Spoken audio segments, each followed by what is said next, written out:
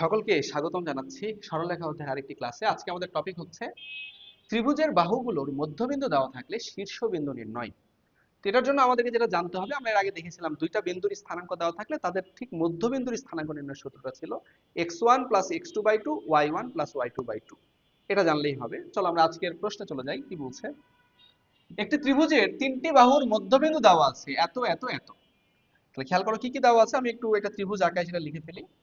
তো এটা আমাদের একটা ত্রিভুজ, ত্রিভুজ এবিসি। এই এবিসি এর মধ্যবিন্দুগুলো, ধরো এবি এর মধ্যবিন্দু কত, ধরে নিলাম আমি 2 3, 2 3 এটা দেওয়া আছে। বিসি এর মধ্যবিন্দু ধরে নিলাম ই, এটা দেওয়া আছে কত 5 1। আর এসি এর মধ্যবিন্দু মনে করো এফ, এটা দেওয়া আছে কত 9 2। এগুলো দেওয়া আছে, আমাদেরকে বলছে এই শীর্ষবিন্দুগুলো লিখো। আমরা কিভাবে লিখতে পারি? শীর্ষবিন্দু তো জানি না, আর যেটা জানি না সেটা আমরা জানি যে ধরে নিতে হয়। তাহলে ধরে নেই এটা x1 y1, এটা x2 y2, এটা x3 y3।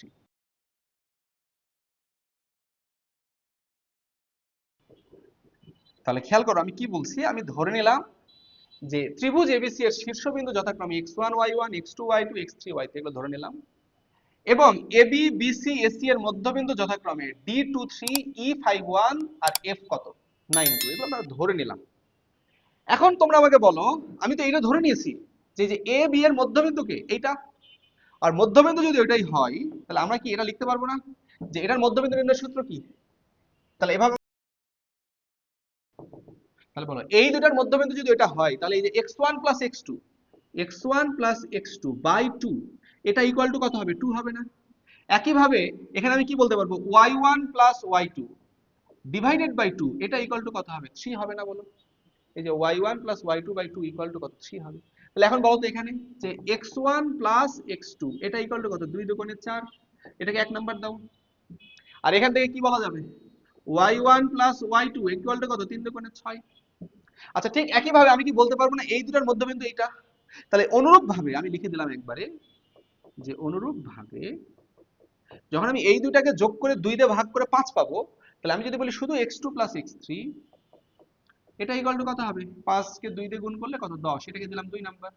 একইভাবে y2 + y3 এটা কত হবে y2 + y3, এটার কি দ্বিগুণ, তাহলে কত হবে 2।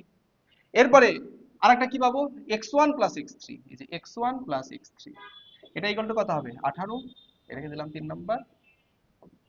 আর y1 + y3 এটা ইকুয়াল টু কত হবে 4, এটাকে দিলাম আমি যথাক্রমে ধরো 5 6 7। ওকে, এখন খেয়াল করো, আমরা ভাবি আমাদের কাছে এই তিনটা সমীকরণ দেওয়া x1 + x2 = এত, x2 + x3 এত, x1 + x3 এত।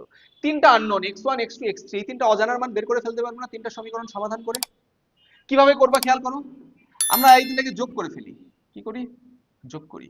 যোগ করলে কি হবে 2x1 + 2x2 + 2x3 = এগুলো যোগ করলে কত হবে 18 আর 10 28 আর 4 কত 32। একটা 2 দিয়ে ভাগ করে দিলে কি হবে x1 + x2 + x3 = কত 16, এটাকে দাও 4 নাম্বার। এবারে তুমি একটা কাজ করো, এই 4 নাম্বার থেকে 1 নাম্বার ইকুয়েশনটা বিয়োগ করো। বিয়োগ করলে কি হবে এখান থেকে যখন x1 + x2 বাদ দিবা তখন কি থাকবে x3 থাকবে। x3 = কত হবে 16 থেকে 4 বাদ দিলে কত 12, তাহলে x3 এর মান কত আসলো 12, এটা নিশ্চয়ই পারো। একইভাবে বলো এই 4 নাম্বার থেকে কি তুমি 2 নাম্বারটা বিয়োগ করতে পারবা না? এই 4 থেকে যদি 2 বিয়োগ হয় x1 + x2 + x3 থেকে x2 + x3 বাদ গেলে কত হবে x1 = 16 থেকে 10 বাদ দিলে কত 6। এবং একইভাবে এই 4 থেকে যখন আমি 3 নাম্বারটাকে বিয়োগ করব তখন কত হবে এই x1 x3 বাদ, তাহলে কি থাকবে শুধু x2 থাকবে। x2 = 16 থেকে 18 বাদ গেলে কত হবে -2, এগুলাই হচ্ছে ভুজ। একইভাবে কোটি কি তুমি বের করে ফেলতে পারবা না? চলো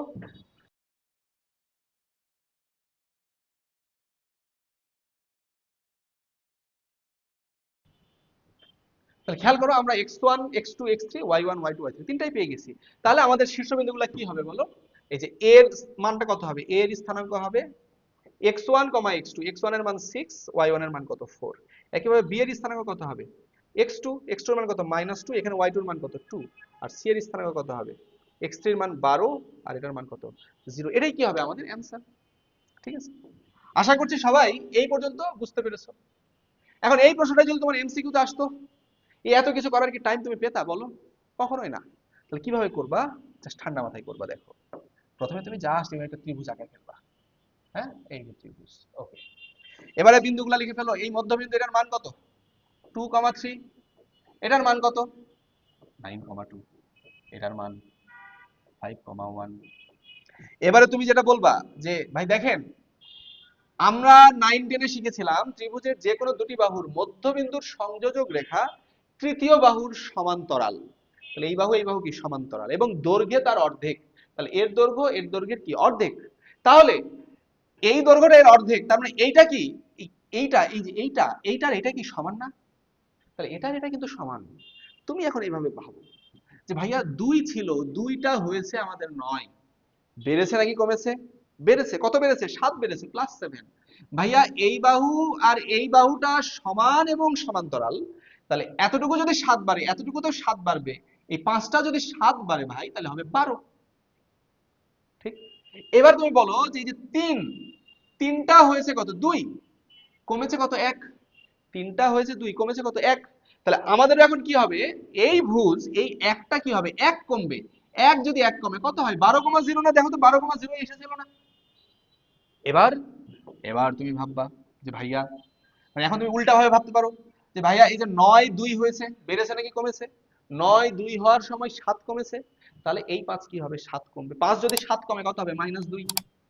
এই 2-3 হয়েছে, এদিক থেকে এদিকে আসছে, যেহেতু এদিক থেকে এদিকে আসবো। 2-3 হওয়ার সময় 1 বেড়েছে, তাহলে এই 1 বাড়বে, তাহলে কত হবে? 2 হবে। তাহলে -2, +2, দেখো এটাই ছিল। এখন ওইটা কিভাবে বের করবা? এভাবে ভাবো যে তুমি এবার এইভাবে ভাবো যে ভাই, এই বাহুটা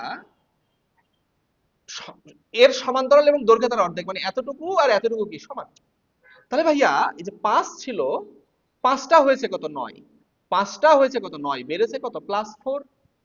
তাহলে ভাইয়া এই দুইটাও কত হবে? 4 বাড়বে। দুইটা যদি 4 বাড়ে কত হবে? 6 হবে।